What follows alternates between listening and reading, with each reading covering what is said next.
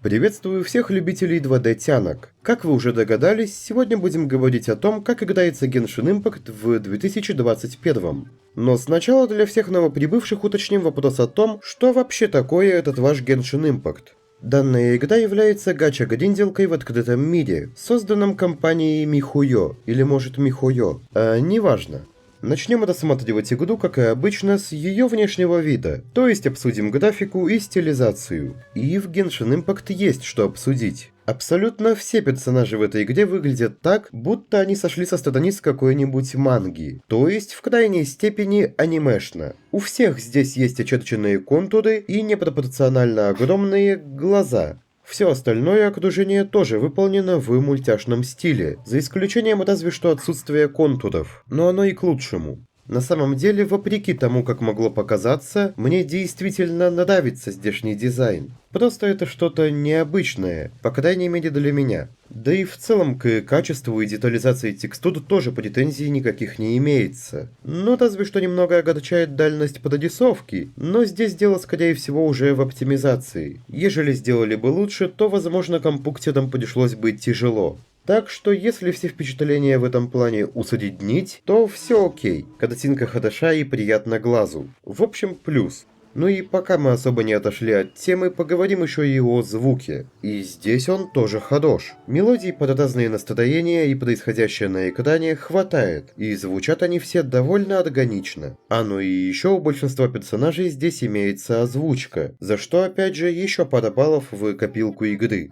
Наконец-таки обсудим геймплей. И, как я уже сказал ранее, заключается он в гринде и постоянной прокачке соответственно, но про нее немного позже. Боевая система в игре имеет в себе механику взаимодействия разных стихий. Дабы долго не размусоливать, просто приведу пару примеров. У некоторых противников имеются деревянные щиты. С помощью базового персонажа стихии огня, который вам 100% будет доступен бесплатно, Эмбер, вы можете поджечь стрелу и выстрелить ей в этот самый щит. Щит, соответственно, загорится и враг лишится своей защиты. Ежели противник находится в воде, то с помощью персонажа, владеющего криомагией, например, тот же Кейя, или как там правильно произносится его имя, я не знаю, можно противника в этой самой воде заморозить. Либо же можно просто шандадахнуть по воде электричеством, в случае, если у вас опять же имеется персонаж, владеющий данной стихией. Ну и еще большинство противников уже по умолчанию, так сказать, относится к определенной стихии, и вы можете действовать исходя из этого. Против того же огненного слайма проще использовать крио-стихию. Думаю, вы понимаете почему.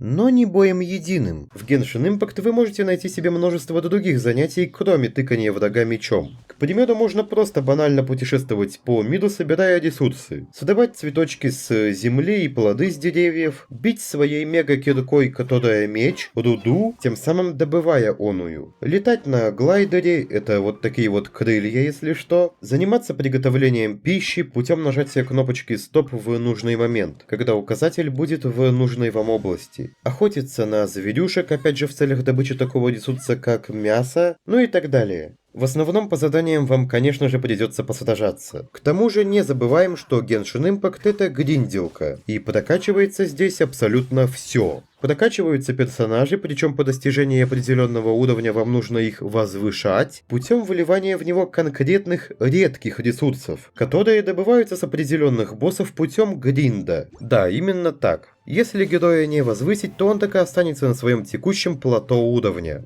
Можно прокачивать оружие и артефакты, путем вливания в них, как это ни странно, другого оружия и артефактов. Ну и разумеется, все это дело тоже нужно возвышать, ну то есть пробуждать, как это здесь называется. Ну и опять же, разумеется, все предметы имеют градацию редкости. Серые, зеленые, синие, фиолетовые и так далее. И вновь мы приходим к тому, что дабы получать хорошую экипировку, нужно либо донатить и молиться, к слову кейсы здесь и называются молитва, либо играть и гриндить, гриндить и играть. Как-то так. Ну а теперь давайте поговорим непосредственно о тяночках наших ненаглядных. Ну и про эту вот пару особей мужского пола заодно. На кой ляд они вообще здесь нужны, ума не приложу, честно говоря. У вас может быть сколько угодно персонажей, но в вашем отряде умещается всего четверо. Четверо тех, между которыми вы можете переключаться прямо во время боя. В общем, формируется своеобразная пачка. И формировать ее, разумеется, желательно с умом, чтобы иметь героев, то есть героинь, на все случаи жизни. Ну или на все ваши настроения. Ежели хочется получить новую тяночку, изволь донатить, то есть обращаться к молитве. Но не спешите разочаровывать своего хиличудула. Молитву можно использовать и бесплатно. Просто для этого опять же придется уделять игре время. Кстати, все персонажи, которые имеются у меня, были добыты без доната. Я серьезно. Выбить себе тянушку здесь вполне себе реально. По крайней мере, проще, чем в реальной жизни. Ну и прежде чем мы перейдем к выводам, пара слов о сюжете. Да, в игре и такое имеется. Так вот, сюжет здесь не гениальный, и даже не анимешный в своем безумии. Хотя в конце концов игру делали не в Японии, неудивительно. Но при всем при этом я не могу сказать, что все откровенно плохо. Сюжет в Genshin Impact это довольно простая, но милая история. Да и саму игру в целом лично я использую скорее для того, чтобы просто расслабиться. Знаете, после тяжелого такого дня просто сел, зашел и смотришь на тяночек, сражаешься, гриндишь, слушаешь неписей и с точки зрения сюжета погружаешься в своеобразную сказку. Хотя стоит уточнить, что местами сюжет все же может заинтересовать и даже нагнать интриги, но опять же местами.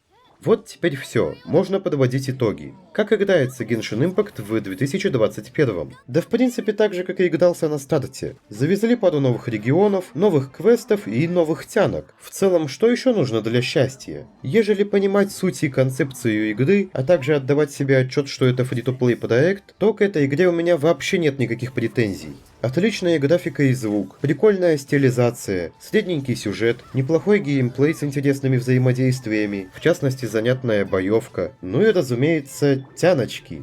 Стоит ли поиграть? Ежели заинтересовало, то да, почему нет? Как я уже говорил, главное не донатить особо, ибо в реальном мире у вас нет пайман. В случае голода вам просто некого будет съесть, вы понимаете? Поэтому не увлекайтесь. Ставь лайк, если тоже кайфуешь от форм принцессы Фишель, ну или просто если видео понравилось. Посмотри другие мои ролики и задумайся о подписке. Пожалуйста. И помни, размер меча имеет значение, когда добываешь руду. Надеюсь, еще увидимся. Пока.